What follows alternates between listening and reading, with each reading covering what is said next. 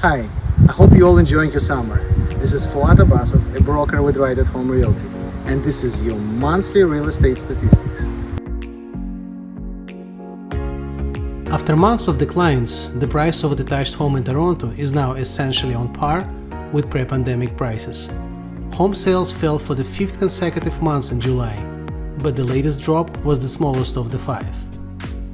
Many buyers are sitting on sidelines, predicting better deals will come in the fall. This frustrates sellers who have had to come to terms with the fact that they likely won't fetch as much as neighbors who sold in the winter. While evaluating current market conditions, some are asking the question, are we finally seeing the housing market crash? The reality is, however, that our current market conditions are far from what constitutes a crash. Rather, what we're now experiencing is merely a correction.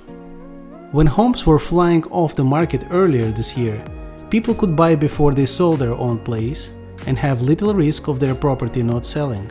Nowadays, it would be wise to sell first, as properties are sitting longer on the market. We now operate in a balanced market, where buyers no longer outnumber the sellers. This leads to greater options and more choice on inventory. There is also more wiggle room during negotiations, as both buyer and seller are operating on an even playing field. For buyers today, it is a great opportunity to transact as the market is correcting and prices are on decline. If you're a buyer and not sure how to determine whether something of a true value, this is where it has never been more important to make sure you have the right qualified real estate agent on your side. For sellers, if there is a subsequent buy, you can actually mitigate any value losses, because that loss in value can also result in a similar drop in value where you are purchasing. A wonderful part of purchasing in a declining market is the fact that once prices start climbing up, so will be your equity. In Toronto, average selling price of detached homes continued to decline. It is $200,000 less than it was in June. Amount of sold properties was down by 40%, and the average selling price is now 5% less than it was in July of last year.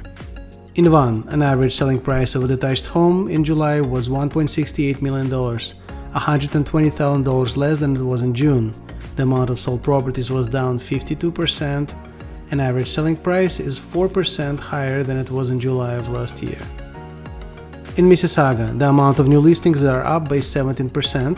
Amount of sold properties are down by 33% compared to July of last year.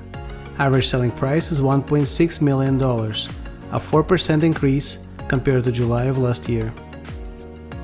In Richmond Hill, the amount of sold properties was down almost 60%. However, prices did climb up to $1.94 million, higher than it was in June. An average selling price is up 7% compared to July of last year. In Markham, the amount of new listings is down by 40%, the amount of sold properties is down by almost 60%. Average selling price compared to July of last year is down by 2% and is sitting at $1.7 million. In Newmarket, the amount of sold properties was down by 49%, the amount of new listings was down by 14%.